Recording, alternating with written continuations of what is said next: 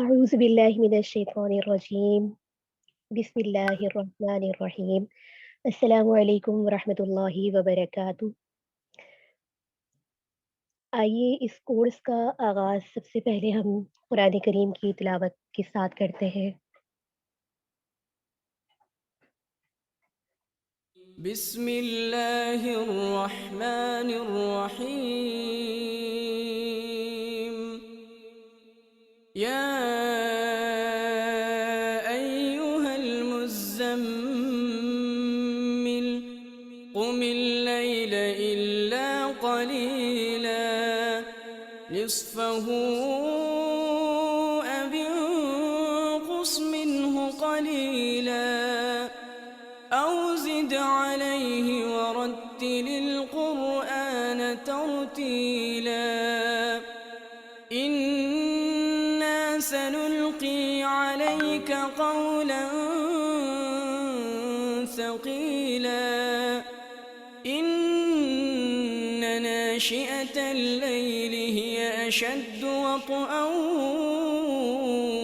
وأقوم قيلا إن لك في النهار سبحا طويلا واذكر اسم ربك وتبتل إليه تبتيلا رب المشرق والمغرب لا إله إلا هو فاتخذه وكيلا واصبر على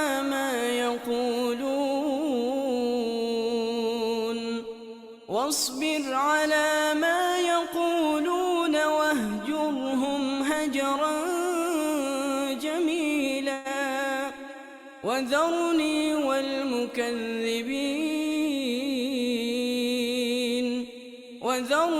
والمكذبين أولي النعمة ومهلهم قليلا إن لدينا أنكالا وجحيما وطعاما ذا غصة وعذابا أليما يوم ترجف الأرض والجبال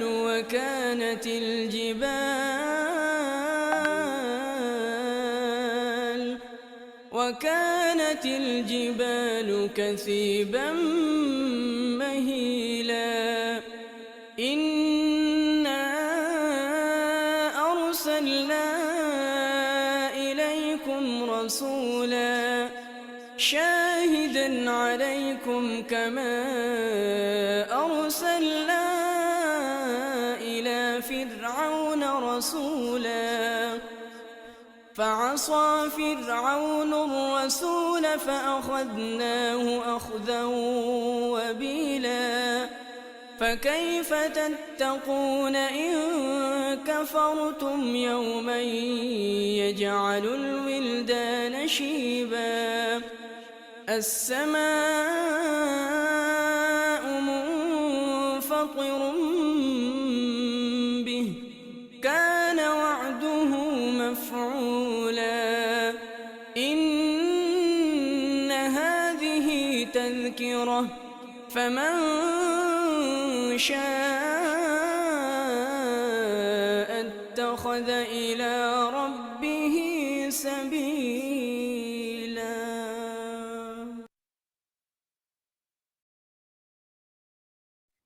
بسم اللہ الرحمن الرحیم رب اشرح لی صدری ویسر لی امری واحلل عقدۃ من لسانی یفقہوا قولی رب زدنی علما رب زدنی علما رب زدنی علما.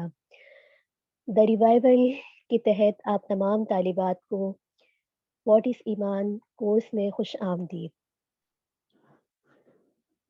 انشاءاللہ ہماری معلمہ دانیال صاحبہ آپ کے سامنے آج پہلا لائیو سیشن واٹ از ایمان کے تحت پیش کریں گی، جس میں آپ آخر میں اپنے سوالات بھی کر سکتے ہیں. جی معلمہ، ہم اپنی معلمہ سے درخواست کریں گے کہ وہ سیشن کا باقاعدہ آغاز کریں. السلام علیکم ورحمۃ اللہ وبرکاتہ۔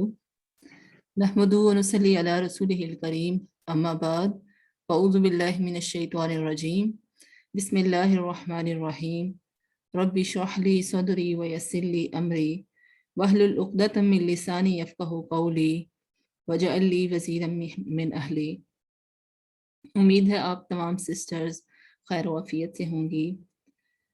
واٹ از ایمان کورس میں آپ تمام سسٹرز کو خوش آمدید۔ یہ کورس 2 ماہ پر مشتمل ہوگا، جس کے اندر ایمان کے 6 رکن، ایمان باللہ، ایمان بالآخرہ، ایمان بالقرآن، ایمان بالقدر، ایمان بالرسالت کو قرآن و حدیث اور عقل و شعور کی بنیاد پر سمجھا جائے گا، اور اس کے ساتھ ساتھ ہر رکن کا ہماگیر تصور بھی پیش کیا جائے گا۔ اور جب ہم یہ کورس کر لیں گے تو انشاءاللہ ہمیں اپنے کردار اور عمل کے اندر ایک مثبت چینج نظر آئے گی، اور ایمان کے اندر جو کجی ٹیڑھ ڈالی گئی ہے، جو شکوک و شبہات ڈالے گئے ہیں، ان کا بھی ازالہ ہو جائے گا انشاءاللہ۔ تو سب سے پہلے ہم اللہ تعالیٰ سے دعا کر لیتے ہیں کہ اللہ تعالیٰ ہمیں ثابت قدمی عطا فرمائے، کیونکہ آج اگر ہم ہوئے اور کل نہ ہوئے تو شیطان تو ہر وقت ہر لمحہ ہمیں بھٹکانے میں لگا ہوا ہے، سیدھی راہ سے ہٹانے میں لگا ہوا ہے۔ اس کا تو مشن ہی یہی ہے کہ آدم کی اولاد کو نیکی کے کاموں سے روکنا، بھلائی کے کاموں سے روکنا، سیدھی راہ سے روکنا، اور وہ سیدھی راہ پر بیٹھا ہوا ہے۔ حدیث کے مطابق اگر آپ کی وجہ سے ایک شخص کو بھی ہدایت مل جاتی ہے تو وہ آپ کی آخرت کی نجات کے لیے کافی ہے۔ اور اب دیکھا جائے کہ خواتین کے لیے کتنا آسان ہو گیا، گھر میں بیٹھے بٹھائے، یعنی دنیا کے کسی کونے میں بھی آپ بیٹھی ہیں تو تمام دنیا سے کنیکٹ ہو سکتی ہیں، اور یہ کتنی بڑی سہولت ہے ان خواتین کے لیے جو کسی وجہ سے گھر سے باہر نکل کر دین کا علم حاصل نہیں کر سکتی۔ تو اللہ تعالیٰ سے دعا ہے کہ ہمارا یہاں پر جمع ہونا اللہ تعالیٰ قبول و منظور فرمائے۔ ہم اپنے کورس کے فرسٹ سیشن کی طرف بڑھتے ہیں، جس کا عنوان ہے حقیقت ایمان۔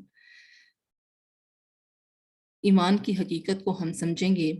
ایمان کے اندر جو کجی اور ٹیڑھ ڈالی گئی ہے اس کا ازالہ کیا جائے گا، تاکہ جو اصل ایمان ہے، جو اسلام کے ابتدائی دور میں ایمان تھا، وہ ہم پر واضح ہو جائے۔ سب سے پہلے ہم تاریخی پس منظر دیکھتے ہیں کہ جو کجی ٹیڑھ ڈالنے والے تھے یہ کون ہیں، جنہوں نے ہمارے دین کے اندر جو ایمان ہے اس کو خراب کرنے کی کوشش کی، جو کہ ہمارے دین کی بیس ہے۔ اسی بیس پہ تو اوپر جو اعمال کھڑے ہیں وہ اسی بیس پر ہیں، ایمان کی بیس پر ہیں، اور جس گھر کی بیس خراب ہوگی یا ٹیڑھی ہوگی تو ظاہر ہے جو اوپر بلڈنگ بنے گی اس کے اوپر وہ بھی ٹیڑھی بنے گی۔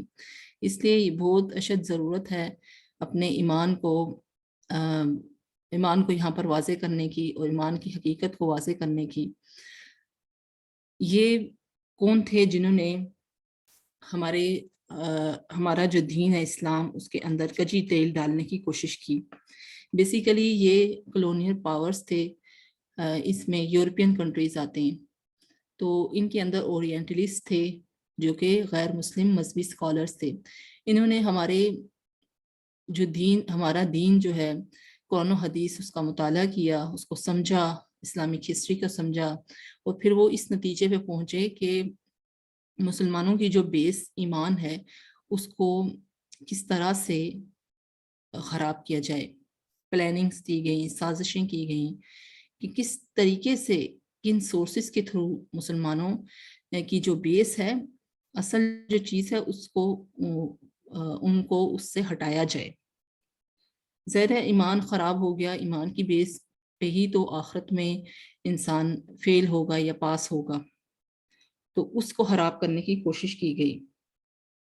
اور انہوں نے ہماری کتاب جو ہے قرآن، اس کا مطالعہ کیا، حدیث کا مطالعہ کیا، 1924 میں خلافت عثمانیہ کا خاتمہ ہوا، تو اس سے پہلے تو مسلمان فاتح اعظم کی حیثیت سے تھے۔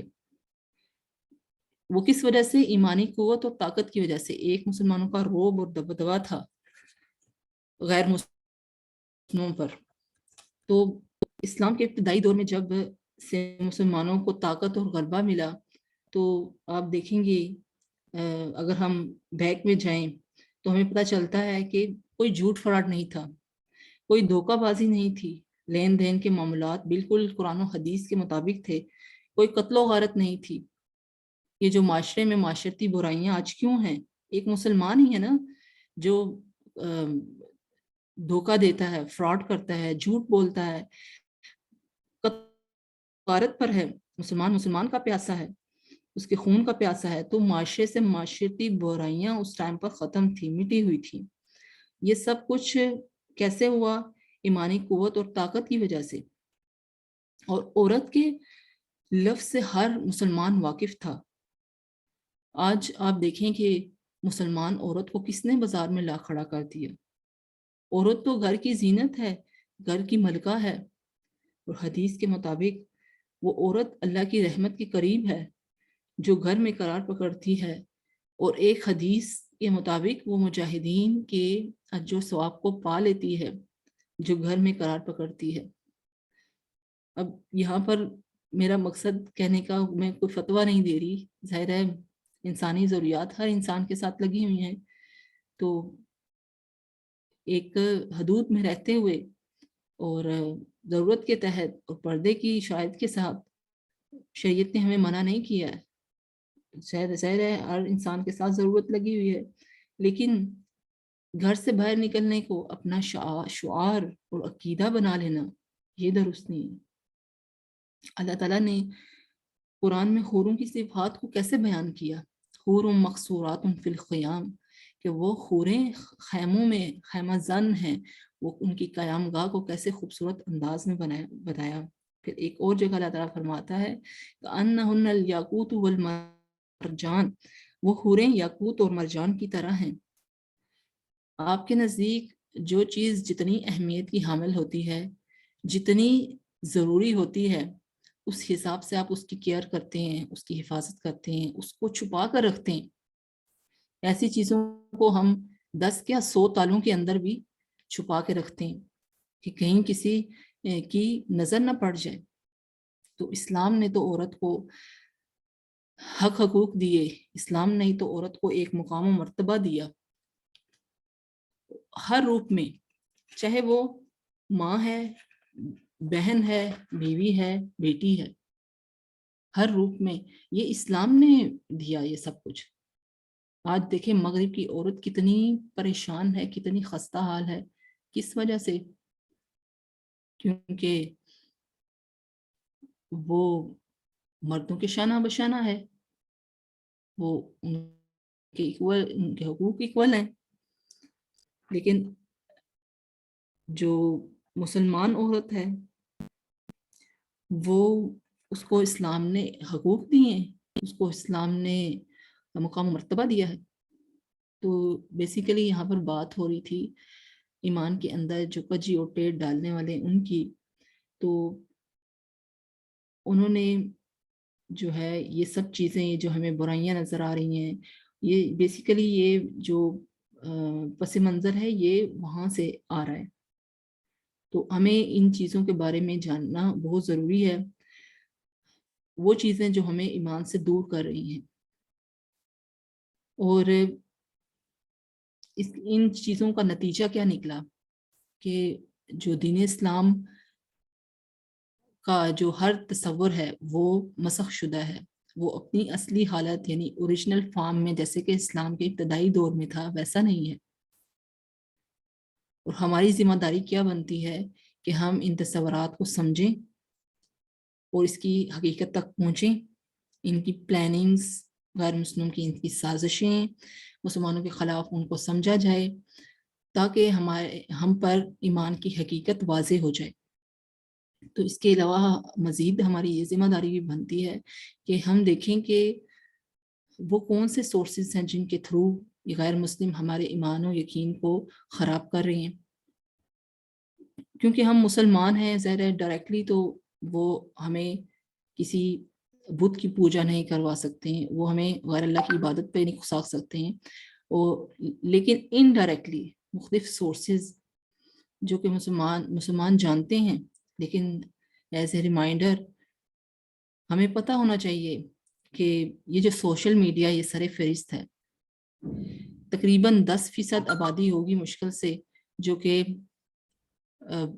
سوشل میڈیا کا صحیح استعمال کاری ہے، باقی 90% سے زیادہ آبادی سوشل میڈیا کا رانگ یوز کر رہی ہے۔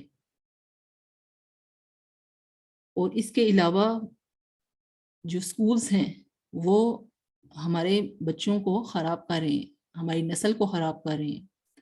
وہ سکولز جن کی بیس صرف انگلش زبان پر ہے اور ان کا ایمان و یقین بس انگلش ہی ہے، دیکھیں ہمارا جو بچہ ہے اس کو انگلش آ جائے گی وقت کے ساتھ ساتھ، ایسی بات نہیں ہے، لیکن اگر بچے کا ایمان خراب ہو گیا جو دین کی بیس ہے تو دنیا کی کوئی بھی طاقت اس ایمان کو صحیح نہیں کر سکے گی۔ تو یہ چیزیں سمجھنے کی ضرورت ہے۔ اس کے علاوہ فوڈ یعنی فاسٹ فوڈ، جنک فوڈ، یہ ہماری نسل کو خراب کر رہے ہیں، یہ ہمیں بیماریوں میں مبتلا کر رہے ہیں۔ تو ہمیں ان چیزوں کے بارے میں بھی پتہ ہونا چاہیے۔ ظاہر ہے ہم سمجھتے ہیں کہ ہمارے خیر خواہ ہیں، لیکن ہمارے خیر خواہ تھوڑے ہی یہ، ان کا کام تو اپنی سیلری کرنا ہے، اپنا چیزیں سیل کرنی ہے مارکیٹ میں اور پیسہ حاصل کرنا ہے۔ تو یہ چیزیں بھی سامنے رکھنی تھی، کیونکہ ہمیں پتہ ہونا چاہیے کہ یہ چیزیں بھی ہمارے ایمان کو خراب کر رہی ہیں۔ تو ہم نیکسٹ میں سمجھتے ہیں کہ آج جو موجودہ حالت ہے مسلمان کی، وہ صورتحال کیا ہے۔ آج کا جو مسلمان ہے وہ غیر شعوری مسلمان ہے، اس کے پاس اپنے مذہب کو، اپنے دین کو سچا ثابت کرنے کے لیے کوئی دلیل نہیں ہے سوائے اس کے کہ وہ مسلمان گھرانے میں پیدا ہو گیا یا اس نے کلمہ طیبہ پڑھ لیا۔ قرآن میں جب اللہ تعالیٰ غیر مسلموں کو دعوت دیتا ہے ایمان کی، ایمان لے کر آؤ، اطیعوا اللہ و اطیعوا الرسول، رسول کی مانو، اللہ کی مانو، تو ان کے پاس کیا جواب ہوتا تھا؟ ہم تو اپنے آباء و اجداد کے دین پہ ہیں جس پہ ہم نے ان کو پایا۔ حضرت ابراہیم علیہ السلام کا باپ آزر، جب ابراہیم علیہ السلام ان کو دعوت دیتے تھے تو وہ کہتے تھے تم میرا جو عقیدہ ہے، یعنی میں جو جس مذہب پہ ہوں، تم اس کو اپنے باپ دادا کے مذہب کو چھوڑ دو گے؟ تو آج مسلمانوں کے پاس بھی یہی جواب ہے، کیونکہ ان کے پاس کوئی دلیل نہیں ہے اپنے دین کو سچا ثابت کرنے کے لیے، ان کے پاس کوئی دلیل نہیں ہے سوائے اس کے کہ وہ مسلمان گھرانے میں پیدا ہو گئے، چاہے ان کے والدین مشرک ہوں، شرک کر رہے ہوں، لیکن وہ اپنے آپ کو مسلمان گردانتے ہیں۔ یہ جو تھے ابو جہل، ابو لہب، یہ اپنے ایمان و یقین میں کتنے پختہ تھے، ان کو کوئی بھی چیز ان کے دین سے نہیں ہٹا سکی، پختہ تھے وہ بالکل۔ اللہ تعالیٰ قرآن میں منافقین کا ذکر کرتا فرماتا ہے وَإِذَا قِيلَ لَهُمْ آمِنُوا كَمَا آمَنَ النَّاسُ قَالُوا أَنُؤْمِنُ كَمَا آمَنَ السُّفَهَاءُ، جب ان سے کہا جاتا ہے کہ آپ ایمان لے کر آؤ منافقین سے، تو وہ کہتے ہیں کہ ہم اس طرح سے ایمان لائیں جیسے یہ بے وقوف ایمان لے کر آئے ہیں۔ بے وقوف صحابہ کو کہتے تھے کہ صحابہ دیکھو سارا کچھ لگایا ہوا ہے انہوں نے دین کی خاطر، تو ان کو تو کچھ بھی نہیں مل رہا ہے یہاں سے، لیکن ایک شخص کسی ادارے میں کام کرتا ہے، فیکٹری میں کام کرتا ہے، وہ کیوں کرتا ہے؟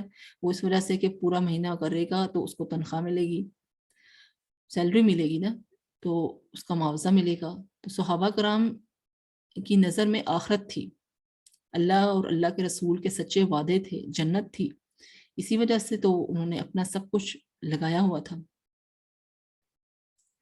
تو یہاں پر جو ہے وہ غیر شعوری جو مسلمان، جو آج ان کی حالت ہے مسلمانوں کی، اس کو ہم یہاں پر سمجھ رہے ہیں۔ تو یہ جو ایمان ہے، یہ والا جو ایمان ہے غیر شعوری ایمان، اس کے دو ذرائع ہیں۔ ایک صحبت صالحین ہے، دوسرا کثرت اعمال و اذکار ہیں. یعنی یہ ان دو چیزوں کے تھرو ہم ایمان کو حاصل کرتے ہیں. لیکن یہ غیر شعوری ایمان ہے جو سوچ سمجھ کے ایمان نہیں لے کر آیا جا رہا، بلکہ اس کے لیے نیک لوگوں کی کمپنی میں ہم بیٹھیں گے تو ہمیں اللہ یاد آئے گا، ہمارا ایمان کا لیول اوپر جائے گا. یا ہم اذکار کریں گے، اعمال کریں گے، اذکار کریں گے تو ہمارا ایمان اوپر جائے گا، ہمیں اللہ یاد آئے گا. لیکن آج کے دور کا المیہ کیا ہے کہ آج ہر انسان مصروف ہے. ہر انسان وقت کی کمی کا رونا رو رہا ہے کہ میرے پاس تو ٹائم ہی نہیں ہے، میرے پاس تو ٹائم ہی نہیں ہے. ایک شخص جو صبح 7 بجے گھر سے نکلتا ہے اور شام 7 بجے واپس آتا ہے گھر، تو وہ تو بڑی مشکل سے نماز ہی پڑھ سکے گا یا وہ بھی نہیں پڑھے گا. تو پھر ایمان کیسے اس کا اوپر جائے گا اور کیسے اس کو ایمان حاصل ہوگا؟ تو اسی وجہ سے آپ دیکھیں کہ اس کا نتیجہ پھر کیا نکلا کہ جو ایمان ہے وہ کمزور ہے. آج امت مسلمہ کا ایمان کمزور ہے. ایمان کمزور ہونے کی وجہ سے کردار بھی کمزور ہے. صرف رمضان میں ہم دیکھتے ہیں کہ تھوڑا ایمان کا لیول مسلمانوں کا اوپر جاتا ہے. وہ اس وجہ سے کہ وہ اعمال کر رہی ہوتی ہیں، دن بھر انہوں نے روزہ رکھا ہوتا ہے اور رات میں وہ تلاوت کریں گے یا نوافل پڑھیں گے، تو اس سے ان کا ایمان ہمیں اور تھوڑی کردار میں چینجنگ بھی نظر آتی ہے. لیکن ہر وقت ہمیں کمپنی میسر ہو نیک لوگوں کی، ایسا نہیں ہو سکتا ہے. اور ہم اعمال ہی کرتے رہیں جس کی وجہ سے ہمارا ایمان اوپر ہو جائے، وہ بھی مشکل ہے. اور یہ جو ایمان ہے غیر شعوری ایمان، اس کے مسائل ہیں اس کے اندر، اس کو برقرار رکھنا مشکل ہے. یعنی ایک جیسا ایمان نہیں رہ سکتا.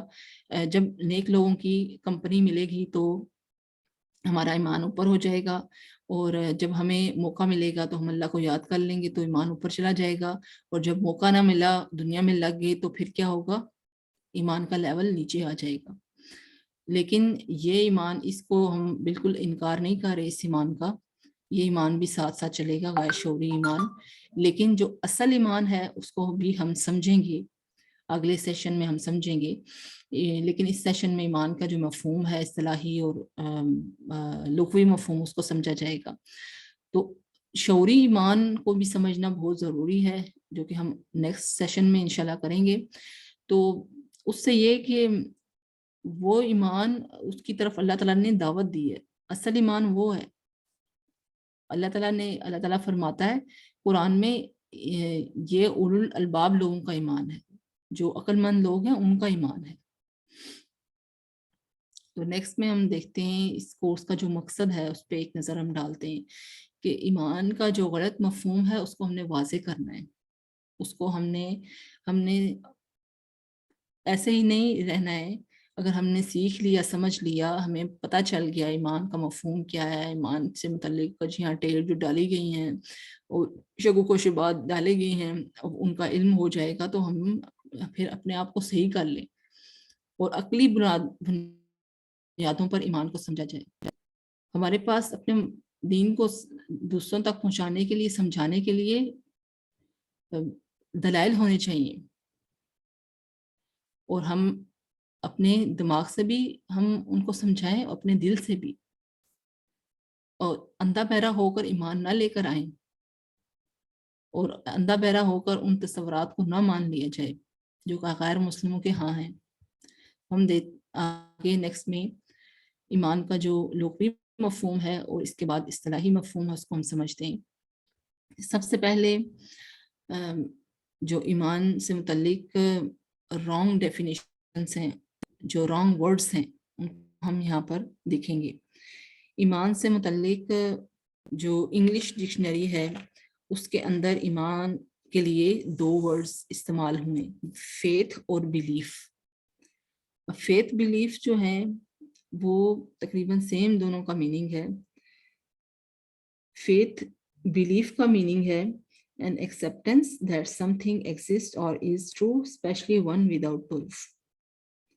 اور جو فیتھ ہے اس کا مطلب ہے strong belief in the doctrines of a religion based on spiritual conviction rather than proof. یعنی آپ نے کسی مذہب کے نظریات نہیں، مطلب آپ کا دل مان رہا ہے، گواہی دے رہا ہے کہ یہ ٹھیک ہے تو آپ نے مان لیا، اور بغیر دلیل کے، آپ کے پاس دلیل بھی کوئی نہیں ہے۔ لیکن جو ایمان کا لغوی مفہوم ہے صحیح، جو عربی میں استعمال ہوا ہے، وہ 3 لیٹر روٹ ورڈ سے مل کر بنا ہے۔ اس کا جو مادہ ہے الف میم نون، امانا، جس کا مطلب ہے امن، اطمینان، سکون، سیٹسفیکشن۔ اور ایمان کے لیے استعمال ہونے والا جو لفظ ہے وہ آمنہ ہے، اور زیادہ بیسک ورڈ جو ہے وہ امانہ ہے، اور اسی سے آگے جو ورڈز ہیں وہ ڈرائیو ہوں گے۔ تو آمنہ کا مطلب ہے مان لینا۔ عام طور پر لام یا با کے ساتھ اس کا استعمال ہوتا ہے، جیسے ایمان باللہ، ایمان بالآخرہ، یا آمن لہو قرآن میں آتا ہے، تو لام اور بے کے ساتھ اس کا استعمال ہوا ہے۔ تو جو ایمان ہے اس کا مطلب ہوگا کہ اس طرح سے مان لینا کہ اطمینان ہو جائے، یعنی بغیر کسی شک و شبہ کے مان لینا، آپ کا دل مطمئن ہو جائے۔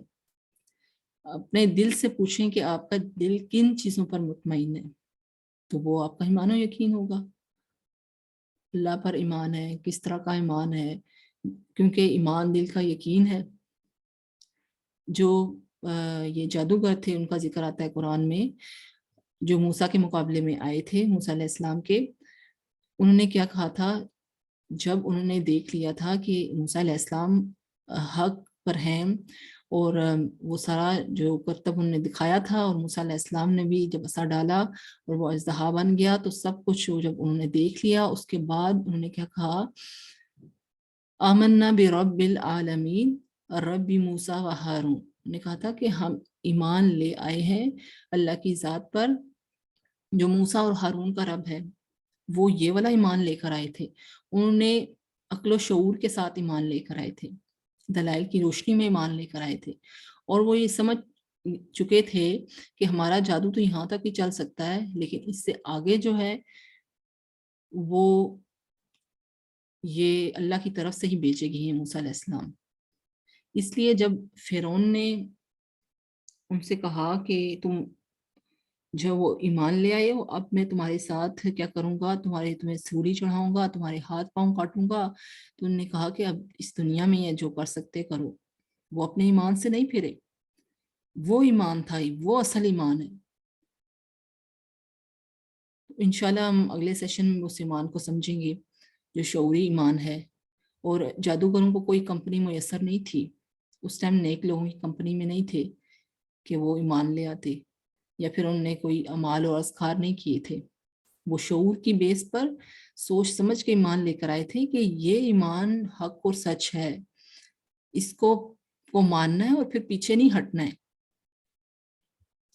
نیکسٹ میں ہم اصلاحی مفہوم کرتے ہیں اس کا، ایمان کا، کہ دین اسلام کے اندر ایمان کا کیا مطلب ہے، کہ جو 6 غیبی حقائق ہیں جو ہمیں نظر نہیں آ رہے، ان کو مان لینا ہے عقل کے ساتھ، عقلی دلائل کے ساتھ، اور بغیر شک و شبہ کے اللہ، آخرت، رسول، ملائکہ، کتب، قدر، یہ 6 ایمانیات ہیں ہماری، اور ان ایمانیات کو ہی اس کورس کے اندر کور کیا جائے گا عقل و شعور کی بیس پر اور قرآن و حدیث کے مطابق، اور ان کے ہمہ گیر تصور کو بھی کور کیا جائے گا انشاءاللہ۔ نیکسٹ میں ہم ایمان سے متعلق جو مغالطے ہیں ان کو ہم دیکھ لیتے ہیں، کہ جو رانگ کانسیپٹس ہمارے ذہنوں میں ڈالے گئے ہیں وہ کون کون سے ہیں، تاکہ وہ بھی کلیئر ہو جائیں۔ یہاں پر ایمان سے متعلق جو پہلا مغالطہ ہے وہ ہم دیکھتے ہیں کہ ایمان کا مطلب یہی ہے کہ کسی مذہب کے نظریات کو بغیر کسی دلیل کے مان لیا جائے۔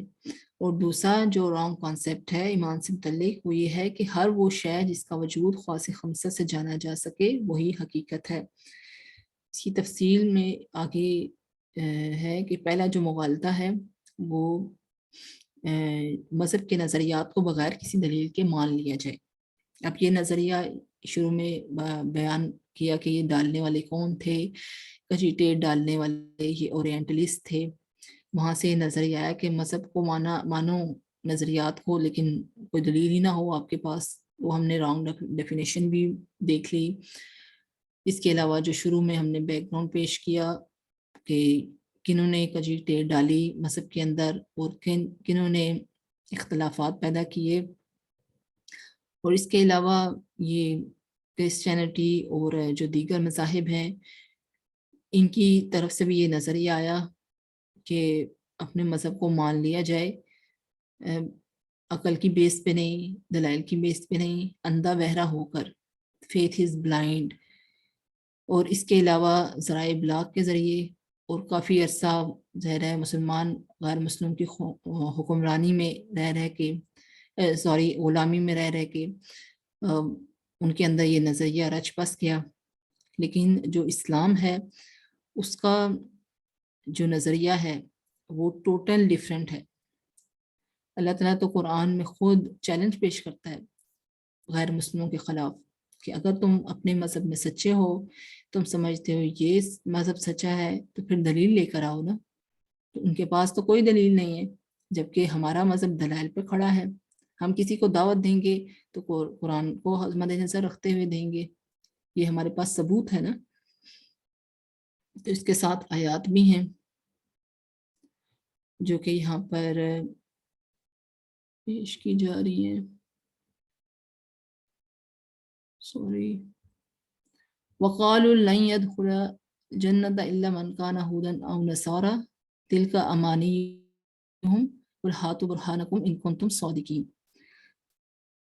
اب اللہ تعالیٰ ان آیات یہ جو پیش میں قدر کروں گی تو ان کے اندر ہمیں سمجھ آئے گا کہ اللہ تعالیٰ تو دلائل سے بات کر رہا ہے. وہ کہہ رہا ہے کہ دلیل لے کر آؤ اگر تم اپنے مذہب میں سچے ہو. اور یہودی اور عیسائی کہتے ہیں کہ یہودیوں اور عیسائیوں کے سوا کوئی جنت میں نہیں جائے گا، یہ ان لوگوں کے خیالات باطل ہیں. اے پیغمبر ان سے کہہ دو اگر سچے ہو تو دلیل پیش کرو. پھر نیکسٹ آیات ہے انبیاء کی. ام اتخذوا من دونه آلهة قل هاتوا برهانكم هذا ذکر من معي وذکر من قبلی بل اکثرهم لا يعلمون الحق فهم معرضون. کیا لوگوں نے خدا کو چھوڑ کر اور معبود بنا لیے ہیں؟ کہہ دو کہ اس بات پر اپنی دلیل پیش کرو، یہ میری اور میرے ساتھ والوں کی کتاب بھی ہے. کوئی دلیل پیش کرو. کیا کتابوں میں لکھا ہوا ہے ایسا کہ تم اللہ کو چھوڑ کے دوسرے معبودوں کو معبود بنا لو، ان کی پوجا کرو؟ یہ کتاب ہے میری بھی اور میرے ساتھ والوں کی بھی، جو پچھلے انبیاء گزرے ان کی بھی کتابیں ہیں، میری کتاب بھی ہے، اور جو مجھ سے پہلے پیغمبر ہوئے ہیں وہ پیغمبر بھی ہیں، ان کی کتابیں بھی ہیں. بلکہ بات یہ ہے کہ ان میں سے اکثر حق بات کو نہیں جانتے اور اس لیے اس سے منہ پھیر لیتے ہیں. سو یونس کی 99 100 آیت ہے، 2 آیات ہیں یہ. افانت تکرہ الناس حتی یکونوا مؤمنین وما کان لنفس ان تؤمن الا باذن اللہ ویجعل الرجس علی الذین لا یعقلون. تو کیا آپ سے سب مجبور کریں گے لوگوں کو یہاں تک کہ وہ ہو جائیں مومن؟ اور نہیں ممکن کسی فرد کے لیے کہ وہ ایمان لائے مگر اللہ کے حکم سے، اور اللہ ڈالتا ہے کفر کی نجاست ان پر جو غور نہیں کرتے. اللہ تعالیٰ نے جان بوجھ کے تو کفر کی نجاست ان پر نہیں ڈالی، انہوں نے کام ہی ایسے کیے، انہوں نے دین کو نہیں سمجھا، انہوں نے دماغ سے ایمان نہیں لے کر آئے سوچ سمجھ کے. تو پھر اللہ نے یہ کیا کیا؟ کفر کی نجاست میں ان کو مبتلا کر دیا، وہی نجاست ان پر ڈال دی. سو مومنون کی آیت ہے وَمَن يَدْعُو مَعَ اللَّهِ إِلَٰهًا آخَرَ لَا بُرْهَانَ لَهُ بِهِ فَإِنَّمَا حِسَابُهُ عِندَ رَبِّهِ إِنَّهُ لَا يُفْلِحُ الْكَافِرُونَ. اور جو شخص خدا کے ساتھ اور معبود کو پکارتا ہے جس کی اس کے پاس کچھ بھی دلیل نہیں، تو اس کا حساب اللہ ہی کے ہاں ہوگا. کچھ شک نہیں کہ کافر کامیابی نہیں پائیں گے. تو ان آیات سے یہی معلوم ہو رہا ہے کہ اللہ تعالیٰ دلائل سے بات کر رہا ہے اور جو دلائل پیش کرتے ہیں ان کو پسند کرتا ہے اور شعوری ایمان کی طرف دعوت دیتا ہے. اور اس کے علاوہ جو مین چیز ہے وہ اللہ تعالیٰ دلائل سے بات کر رہا ہے. جو کہ غیر مسلم کے پاس نہیں ہے۔ اس کے علاوہ یہ جو دوسرا مغالطہ ہے، جو کہ دوسرا رانگ کانسیپٹ ہے، اس کو بھی ہم یہاں پر سمجھ لیتے ہیں تاکہ مزید ایمان کی حقیقت ہم پر واضح ہو جائے۔ ہر وہ شے جس کا وجود خواص خمسہ سے جانا جا سکے وہی حقیقت ہے، یعنی اللہ تعالیٰ نے ہر انسان کو 5 سینسز دی ہیں، تو ان کے تھرو ہی ہم حقیقت تک پہنچ سکتے ہیں، اس کے علاوہ ہم حقیقت کو نہیں جان سکتے۔ جبکہ کائنات میں بہت سی ایسی چیزیں ہیں جن کو ہم روزمرہ استعمال میں لا رہے ہیں، ان پر ہمارا ایمان و یقین ہے، لیکن ان کی کوئی ظاہری شکل نہیں ہے۔ نہ ہم ان کو ظاہری آنکھ سے دیکھ سکتے ہیں، نہ محسوس کر سکتے ہیں، نہ سونگھ سکتے ہیں، نہ چکھ سکتے ہیں، لیکن ان کے اثرات سے ان کی حقیقت تک ہم پہنچتے ہیں جو کہ کائنات میں پھیلے ہوئے، جیسے کہ یہ گریوٹی ہے، کشش ثقل، اس کے تھرو ہم یہ امپیکٹ ہے، ایک جگہ ہم ایک چیز پھینکی اور نیچے آ کے پہنچی تو یہ امپیکٹ ہے، تو ہم اس چیز کو سمجھتے ہیں۔ اس کے علاوہ جو بجلی ہے وہ اس کی بھی کوئی ظاہری شکل و صورت نہیں ہے، یہ ایک چیز میں آتی ہے، ایک شیپ میں آتی ہے، بلب ٹیوب کی یا کسی اور کنڈیشن میں آتی ہے تو ہمیں سمجھ آتا ہے کہ بجلی آ رہی ہے، لیکن کیا ہم ظاہری آنکھ سے اس کو دیکھ سکتے ہیں؟ نہیں دیکھ سکتے۔ سن سکتے ہیں، چکھ سکتے ہیں، محسوس کر سکتے ہیں؟ نہیں کر سکتے۔ اپنے جو خواص خمسہ ہیں، 5 سینسز ہیں، ان سے ان کی حقیقت تک نہیں پہنچ سکتے، لیکن اس کے اثرات سے، بجلی کے اثرات سے بجلی کی حقیقت کو جانا جا سکتا ہے۔ اس کے علاوہ الیکٹرو میگنیٹک ویوز ہیں، موبائل پہ، فون پہ آنے والے سگنلز ہیں جس سے ہم پوری دنیا سے کنیکٹ ہوتے ہیں، ان کی بھی کوئی ظاہری شکل و صورت نہیں ہے، لیکن یہاں میں آپ سے بات کر رہی ہوں، یہاں میں یہ سیشن کر رہی ہوں، تو آپ میرے سیشن کو براہ راست سن رہے ہیں، تو یہ لہریں ہیں جو ہم ایک سے دوسرے تک پہنچ رہی ہیں، ان کی بھی کوئی ظاہری شکل نہیں، لیکن ایمان و یقین ہے کہ یہ ہیں۔ اس کے علاوہ بلیک ہولز ہیں اور اینٹی میٹر ہیں، سائنسدانوں نے اس کا حساب کتاب لگایا کہ ان کا بھی ہماری کائنات پر امپیکٹ ہے ایک، جس سے اس کے اثر سے ہم اس کو جانتے ہیں۔ تو جو ایمانیات ہیں ان کا بھی یہی معاملہ ہے کہ ہم براہ راست ان کو، ان کی حقیقت تک نہیں جان سکتے۔ انہی اثرات کو قرآن میں یا اسلام میں آیات کہا جاتا ہے جن پر غور و فکر کرنے کی دعوت سے قرآن بھرا پڑا ہے۔ قرآن اللہ تعالیٰ کی تک پہنچنے کے لیے اللہ کا امپیکٹ ہے۔ اس کے علاوہ ہماری جو 6 ایمانیات ہیں، کیا ہم ان کو دیکھ سکتے ہیں، سن سکتے ہیں، چکھ سکتے ہیں، محسوس کر سکتے ہیں؟ نہیں، لیکن یہ حقائق ہیں، یہ ہمارے دین کی بنیادیں ہیں۔ اللہ کیا نظر آ رہا ہے؟ نہیں نظر آ رہا ہے۔ آخرت نظر آ رہی ہے؟ نہیں نظر آ رہی ہے، لیکن ایک قرآن ہی امپیکٹ ہے جس سے ہم اپنی ایمانیات کی حقیقت تک پہنچ سکتے ہیں کہ اللہ بھی ہے، آخرت بھی ہے، قدر بھی ہے، رسل بھی ہیں، کتب بھی ہے، یہ سب چیزیں۔ تو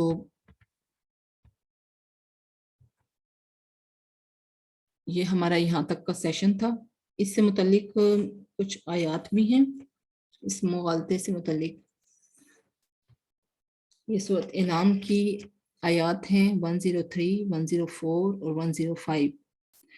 لا تدركه الابصار وهو يدرك الابصار وهو اللطيف الخبير قد جاءكم بصائر من ربكم فمن ابصر فلنفسه ومن عمي فعليها وما انا عليكم بحفيظ وكذلك نصرف الآيات وليقولوا درست ولنبينه لقوم يعلمون۔ اس کو تو کسی کی نگاہ محیط نہیں ہو سکتی، یعنی دنیا کی آنکھ سے کوئی اللہ کو نہیں دیکھ سکتا، اور وہ سب کی نگاہوں کو محیط ہو جاتا ہے، یعنی ہم اللہ کی نگاہ میں ہیں لیکن ہم اللہ کو نہیں دیکھ سکتے۔ ظاہر ہے وہ جو ظاہری آنکھ سے دیکھنا ہے وہ تو آخرت میں ہی دیکھا جائے گا، نصیب ہوگا، کس کو نصیب ہوتا ہے کس کو نہیں، لیکن دنیا میں ہم اللہ کو نہیں دیکھ سکتے۔ لیکن قرآن ایک ایسا امپیکٹ ہے جس سے ہم اللہ تک پہنچ جاتے ہیں۔ اب بلا شبہ تمہارے پاس تمہارے رب کی طرف سے حق بینی کے ذرائع پہنچ چکے ہیں، سو جو شخص دیکھ لے گا وہ اپنا فائدہ کرے گا، اور جو اندھا رہے گا وہ اپنا نقصان کرے گا، اور میں تمہارا نگران نہیں ہوں۔ یعنی اللہ تعالیٰ فرما رہا ہے کہ میری آیات تمہارے سامنے ہیں، ان کے ذریعے سے مجھے پہچانو۔ تو یہ ہمارا یہاں تک سیشن تھا آج کا۔ سوال ہم لے لیتے ہیں آپ سے، اور اگلے ہفتے انشاءاللہ ایمان باللہ کے عقلی دلائل پیش کیے جائیں گے، جس کے اندر 3 عقلی دلائل ہوں گے: اللہ کی موجودگی، اللہ کی وحدانیت، اور اللہ کی پہچان معجزے کے تھرو۔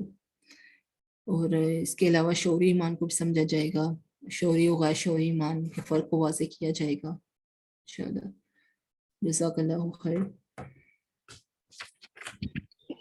جی معلمہ، جزاک اللہ خیراً کثیراً، ماشاءاللہ بہت ہی بہترین انداز میں آپ نے انتہائی باریک دقیق نکات کو بھی بہت ہی آسان الفاظ میں سمجھایا۔ عزیز طالبات، اگر آپ میں سے کسی کا کوئی سوال ہے تو آپ یہاں چیٹ باکس میں بھی لکھ کے بھیج سکتی ہیں، اور معلمہ سے براہ راست بھی سوال کر سکتی ہیں۔ اپنا مائک آپ اپنا ہینڈ جو ہے ریز یو ہینڈ کر دیجیے، آپ کا مائک ان میوٹ کر دیا جائے گا۔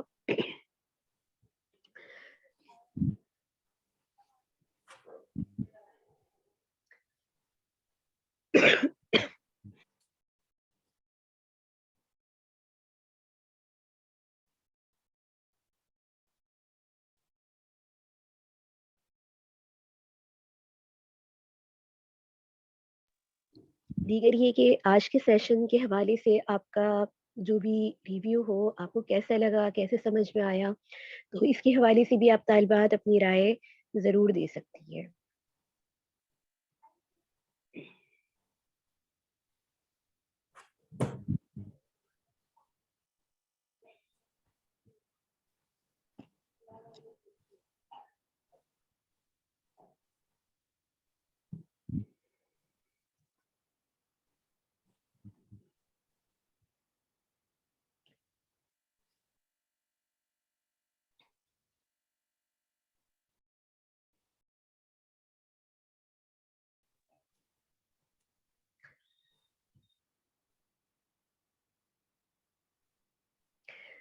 معلمہ، ہم 2 سے 3 منٹ اور انتظار کر لیتے ہیں۔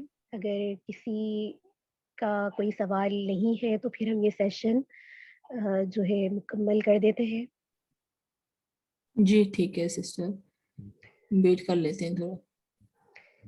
جی ٹھیک۔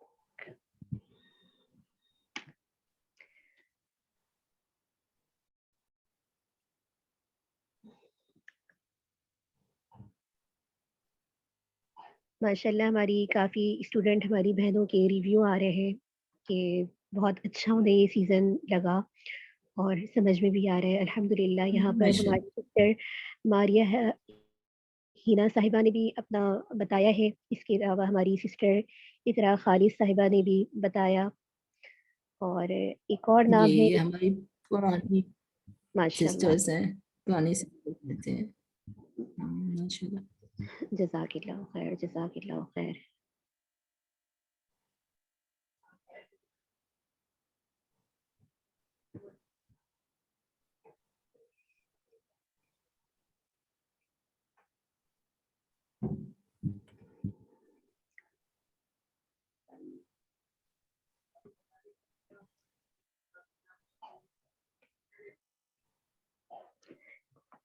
ٹھیک ہے طالبات، کے ابھی یہاں کوئی سوال نہیں ہے تو ہم اپنی دعا کے ساتھ یہ سیزن کو سیشن کو مکمل کرتے ہیں، اور انشاءاللہ اگلے سیشن کے حوالے سے اور اس سیشن میں جو آپ کو اسائنمنٹ وغیرہ یا کوئی دیے جائیں گے وہ سب گروپ میں ہی آپ کو بھیج دیا جائے گا، اور جلد ہی آپ کو اس سیزن کی بھی ریکارڈنگ بھیجی جائے گی۔